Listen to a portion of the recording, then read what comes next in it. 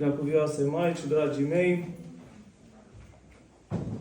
mă bucur să fiu în mijlocul dumneavoastră, peste tot pe unde noi oamenii trecem și în locurile în care investim rugăciuni, sentimente, trăiri, o parte din inima noastră rămâne acolo. De aceea mă bucur să fiu din nou în mijlocul dumneavoastră și v-aș ruga, iată, să ne adâncim puțin cu mintea în învățăturile Sfintei Evangheliei care s-au citit astăzi.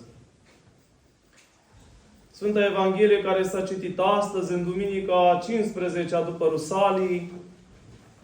Cei care ați fost mai devreme când s-a citit Sfânta Evanghelie, ați ascultat-o. Pentru cei care ați venit mai târziu, o să o redau încă o dată. Sfânta Evanghelie de astăzi este de la Sfântul Evanghelist Matei, din capitolul 22. Și m-aș bucura ca, mergând dumneavoastră acasă de la Sfânta Liturghie, să luați Sfânta Scriptură și să recitiți întreg capitolul acesta 22 de la Matei din Sfânta Scriptură. Ni se spune nou acolo, începând cu versetul 34, că la Mântuitorul Iisus Hristos a venit un învățător de lege și a venit să-l ispitească. A fost tendențios în întrebarea lui, nu pentru că ar fi vrut să știe cu adevărat care este cea mai mare poruncă din lege, ci pentru că voia să-l prindă în cuvânt pe Mântuitorul Iisus Hristos, să-l prindă cu înșelăciune. Și acest învățător de lege a venit să-l ispitească pe Domnul Iisus Hristos și l-a întrebat care este cea mai mare poruncă din lege. Noi știm că Mântuitorul Iisus Hristos și evreii din timpul său, când spuneau legea, se refereau la cele 5 cărți ale lui Moise. Primele 5 cărți din Vechiul Testament, din Biblie. Facerea, Ieșirea, Leviticul, Numerii și Deuteronomul. Acestea formează Pentateuhul, adică cele 5 cărți ale lui Moise. Aceasta, la cele 5 cărți ale lui Moise, evreii se raportau cu numele acesta generic legea. Legea cea descoperită oamenilor de către Dumnezeu. Și cu alte cuvinte, omul acesta îl întreba care e cea mai mare poruncă? Adică, am spune noi, care este lucrul pe care cel mai mult îl dorește Dumnezeu de la noi? Bineînțeles că acest învățător de lege credea că Mântuitorul Hristos va spune circumcizia, tăierea împrejur. Sau probabil păzirea sabatului, ziua sâmbetei, sau altele din legile lui Moise. Dar Mântuitorul Iisus Hristos, Cel care cunoaște toate adâncurile și toate tainele sufletului omenesc, cunoștea viclenia acestui om, care, iată, a venit cu vicleșug să ceară cuvânt de la cuvântul vieții. Și Domnul Iisus Hristos, care este cuvântul vieții, îi răspunde acestuia, dar ne spune și nouă. Evanghelia de astăzi este adresată în primul rând nouă. Deci cuvântul vieții, Hristos, ne spune nouă și lor cuvânt din veșnicia iubirii sale. Și sintetizează cumva Domnul Iisus Hristos toată voia lui Dumnezeu, iată, tot ceea ce cere Dumnezeu omului, sintetizează prin 2 porunci. Iată, dacă învățătorul de lege cerea o poruncă, Domnul Iisus Hristos îi spune despre 2 porunci. Porunci, nu sfaturi. Deci, iată, Dumnezeu poruncește omului următoarele 2 lucruri. Să iubești pe Domnul Dumnezeul tău, din tot sufletul tău, din toată virtutea ta, din toată inima ta, din tot cugetul tău. Și a doua poruncă, la fel ca aceasta, să-L iubești pe aproapele tău, la fel cum te iubești pe tine însuți. Mai departe, în Sfânta Evanghelie, îi întreabă și Domnul Iisus Hristos, al cui Fiu este Hristos? Ei răspund ca lui David și Domnul îi încurcă în cuvânt. Pentru că spune undeva prorocul David, zisa Domnul Domnului meu, șezi de-a dreapta mea, până ce îi voi pune pe vrăjmașii tăi sub picioarele tale. Așternut picioarelor tale. Și Domnul i-a închis gura și n-a mai îndrăznit să-l ispitească, să-l încerce. Dar haideți să ne adâncim și mai mult, să cugetăm și mai mult la aceste două porunci. Să iubești pe Domnul Dumnezeul tău din toată inima ta, din tot sufletul tău, din tot cugetul tău, din tot ceea ce ești tu, cu alte cuvinte. De ce oare îi cere Dumnezeu omului, de ce ne cere nouă Dumnezeu să-L iubim, iată, din toată puterea noastră, din toată ființa noastră, din tot ceea ce suntem noi? Oare are nevoie Dumnezeu de iubirea noastră? Ar fi erezie să spunem lucrul acesta. Pentru că Dumnezeu nu este condiționat și nu are nevoie de nimic din afara sa. Nu este ceva pe care noi oamenii am putea să îl dăruim lui Dumnezeu și Dumnezeu să aibă nevoie de lucrul acesta. Dar noi avem nevoie să-L iubim pe Dumnezeu din toată ființa noastră. De ce lucrul acesta? Am putea identifica câteva motive. Acea parte a inimii noastre, a ființei noastre, a sufletului nostru, care nu-L iubește pe Dumnezeu, acea parte a inimii noastre este izvor de simțire pătimașă. Acea parte din inima noastră care nu-L iubește pe Dumnezeu nu se sfințește. Ori noi suntem chemați la sfințenie. Noi, iată, avem nevoie de iubirea lui Dumnezeu. Și iubirea aceasta nu este ceva greu pentru noi. Nu este o poruncă seacă, lipsită de temei. Ci îl iubim pe Dumnezeu. De ce? Pentru că mai întâi El ne iubește pe noi. Pentru că mai întâi El ne-a iubit pe noi din veșnicie, atunci când a hotărât să ne aducă la existență. Când a hotărât să zidească firea noastră și ființa noastră și să ne facă pe fiecare dintre noi suflete unice și irepetabile. Și iată, noi nu facem decât să răspundem cu iubire la iubirea lui Dumnezeu. Iar dacă noi nu-L iubim pe Dumnezeu, omul este făcut să caute iubirea. Fiecare dintre noi ne împlinim și ne simțim fericiți doar atunci când avem parte de iubire și când oferim iubire. Mulți oameni cred că faima sau banii sau plăcerile trupești pot să-i facă fericiți pe oameni. Și într-un final își dau seama cu amărăciune că lucrurile acestea mărginite nu pot să sature setea noastră după infinitul lui Dumnezeu. Dumnezeu este necuprins. Și în iubirea Lui, iată, ne atrage pe noi spre El. Iar dacă iubirea noastră, toată inima noastră, toată ființa noastră nu se îndreaptă spre Dumnezeu, vom încerca să umplem golul acesta de iubire din sufletul nostru cu lucruri mărginite, cu oameni sau cu obiecte, cu ceea ce este material. Mai mult decât atât, dacă nu avem iubirea aceasta absolută față de Dumnezeu, iubirea pe care o arătăm față de oameni sau față de obiecte, va tinde să se transforme în idolatrie. Adică iubim pentru ca să ne simțim noi bine. Oferim iubirea noastră într-un mod egoist. Doar iubindu-L pe Dumnezeu din toată ființa noastră și din tot cugetul nostru, cu tot ceea ce suntem noi, iubirea noastră devine sănătoasă. Iubirea noastră devine o iubire care nu rănește. devine o iubire care vindecă, devine o iubire care odihnește, devine o iubire care umple, devine o iubire care are sens și care dă sens vieții noastre.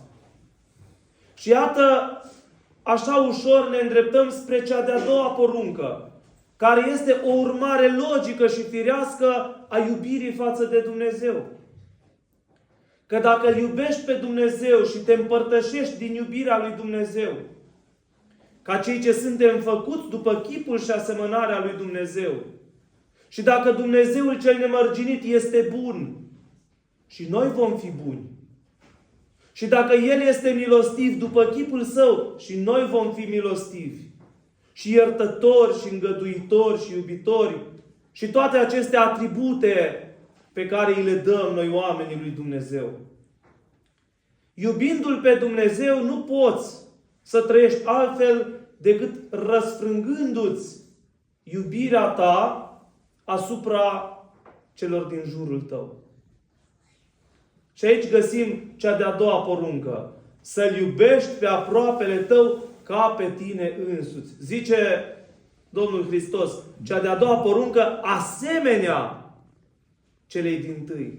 Adică e la fel de importantă. Așa cum e important să-L iubești pe Dumnezeu din tot sufletul tău și din toată inima ta, este la fel de important să-L iubești pe aproapele tău, ca pe tine însuți, zice Scriptura. Adică să îngrijești viața celui de lângă tine așa cum îți îngrijești propria ta viață. Să-ți pese de mântuirea celui de lângă tine așa cum te străduiești și te lupți pentru propria ta mântuire.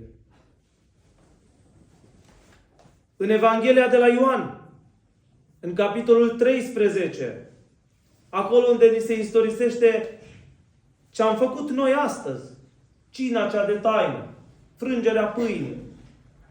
Că iată, suntem la Sfânta și Dumnezeiasca liturghie. Ce le spune Domnul Hristos ucenicilor săi? Poruncă nouă vă dau vouă. Vă rog să mergeți acasă și să citiți capitolul 13 de la Ioan. Poruncă nouă vă dau vouă, să vă iubiți unul pe altul așa cum eu v-am iubit pe voi.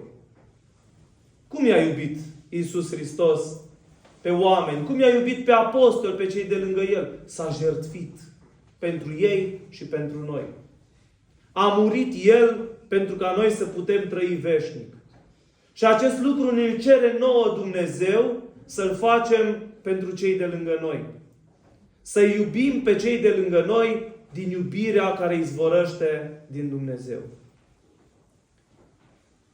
Dacă despărțim a doua poruncă de prima, să-L iubești pe aproapele tău ca pe tine însuți, de multe ori nu are sens. Pentru că vedem în viața noastră, în jurul nostru, sunt oameni pe care, din păcate, cu greu îi putem iubi. Sunt oameni dificili, diferiți față de noi, cu alt sistem de gândire. Sunt oameni răi, sunt oameni care ne judecă, sunt oameni care ne fac rău. Sunt oameni care se poartă urât față de noi. Și față de aceștia, izvorând din milostivirea lui Dumnezeu, trebuie să ne milostivim și noi spre ei. Pentru că dacă îl iubim pe Dumnezeu, automat îi vom iubi și pe cei din jurul nostru. Dacă ne uităm în sufletul nostru, fraților și surorilor, și constatăm că nu-i chiar toată inima noastră aprinsă de iubire față de Dumnezeu. Că sunt și unele lucruri sau unii oameni pe care îi iubim pătimaș. Sau când vedem că nu suntem împlinitori ai celei de-a doua porunci. Că nu iubim chiar pe toți din jurul nostru. Ce este de făcut? Trebuie să cădem cu pocăință la Domnul milostivirii. Să cădem cu pocăință și să ne rugăm să ne ierte Dumnezeu pentru neiubirea noastră. și să ne umple El cu focul cel dumnezeiesc al iubirii sale, inima noastră, toată inima noastră, ca să-L putem iubi pe El și numai pe El și din iubirea care izvorăște din El să iubim pe cei din jurul nostru. Ce este pocăință? Este regretul timpului pierdut fără sens. Dacă ne apropiem de Domnul milostivirilor cu pocăință, cu părere de rău, cu regret, iată, prețuim timpul prezent, dar recuperăm și timpul trecut, timpul pierdut aiurea, timpul pierdut fără sens, fără împlinirea iubirii lui Dumnezeu. Și Dumnezeu, văzând străduința noastră, ne va ajuta să creștem în iubire. Cum se manifestă concret iubirea față de Dumnezeu? Tot în Evanghelie citim lucrul acesta. Bine este să cercetăm cu sete și cu dor Sfânta Scriptură, Noul Testament, Evanghelia, cele 4 Evanghelii, cuvântul lui Dumnezeu către noi, nu? Dacă iubești pe cineva, ești atent la ceea ce are să-ți spună. Abia aștept să porți un dialog cu cel pe care îl iubești. De aceea și noi, dacă îl iubim pe Hristos, trebuie să cercetăm cuvântul Lui din Evanghelie. Pentru că acolo Domnul are ceva să ne spună. Și Domnul Hristos spune așa: dacă mă iubiți, păziți poruncile mele. Iată, tot la iubire ne întoarcem și tot la porunci. Cu alte cuvinte, dacă iubești pe cineva, ești atent să împlinești ceea ce îi place. Dacă pe mama o deranjează ca să intri încălțat în sufragerie, nu o să faci lucrul acesta. Sau dacă pe soție sau pe soț sau pe cei pe care îi iubim îi deranjează anumite lucruri, nu o să facem lucrurile acelea. De aceea, iată, dacă îl iubim pe Dumnezeu, cercetăm poruncile Lui și ne străduim să le punem în practică în viața noastră. Vă mai provoc la o lectură din Sfânta Scriptură. O lectură care mie îmi place foarte mult. Întâia epistolă sobornicească a Sfântului Ioan, unde se vorbește atât de frumos despre iubire. Să fim conștienți că aceste cuvinte din paginile Sfintei Scripturi nu sunt alcătuite de om, ci sunt inspirate de la Duhul Sfânt. Este cuvânt de la cuvântul vieții. Sunt cuvintele vieții cele veșnice și cu îngăduința dumneavoastră aș vrea să vă mai cer puțin răbdarea să citim câteva versete, iată, din capitolul 4, din epistola sobornicească a Sfântului Ioan, după care vom încheia.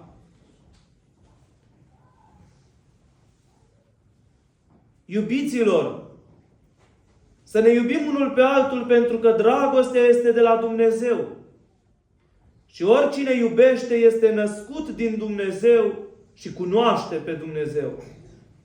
Cel ce nu iubește nu l-a cunoscut pe Dumnezeu, pentru că Dumnezeu este iubire.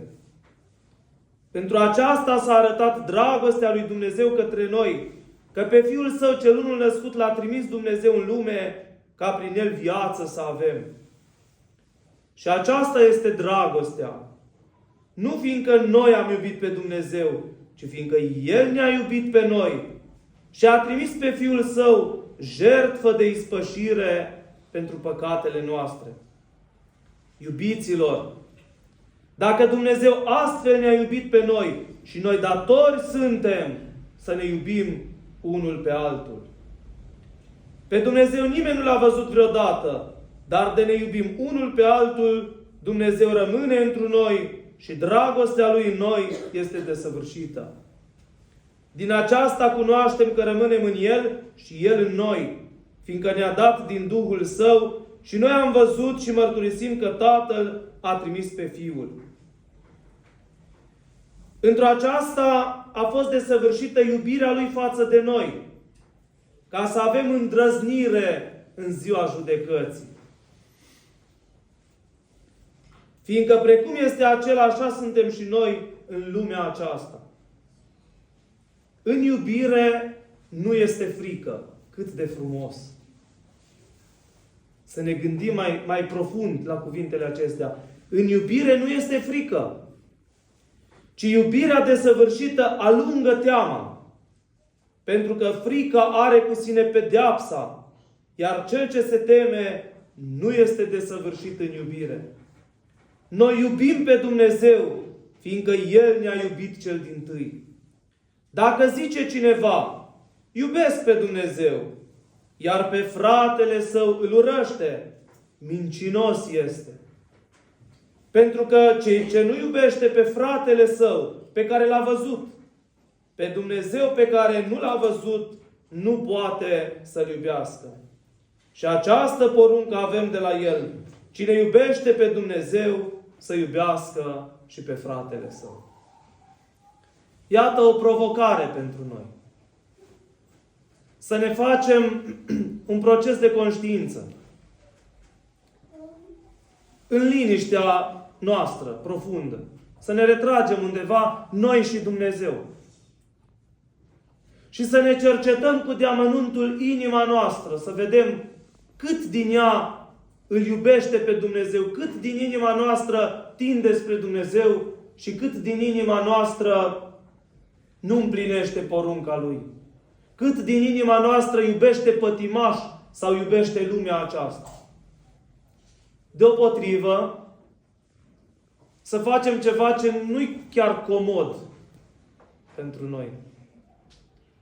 Să cercetăm inima noastră și în viața noastră care sunt persoanele pe care cel mai greu le putem iubi. Nu să le îngăduim. Să le lăsăm așa să trăiască pe lângă noi. Să nu vorbim cu ele sau să-i răbdăm așa, să-i tolerăm. Ci care sunt persoanele pe care ne este cel mai greu să le iubim. Să le iubim cu toată inima și cu toată sinceritatea. Și atunci să le punem înaintea Domnului iubirii. Să vorbim cu Dumnezeu despre persoanele care ne deranjează cel mai mult. Persoanele pe care ne este greu să le iubim. Și cu siguranță Dumnezeu ne va ajuta. Și să facem lucrul acesta constant, știind că e poruncă de la Domnul nostru pe care noi îl iubim. În ceea ce privește iubirea absolută față de Dumnezeu, cu care o să și închei și vă mulțumesc pentru răbdare, aș vrea să vă spun câteva cuvinte spuse de Sfântul Domnitor Neagoe Basarab către fiul său. Dumnezeu este aerul sufletului nostru, fiule Neagoe.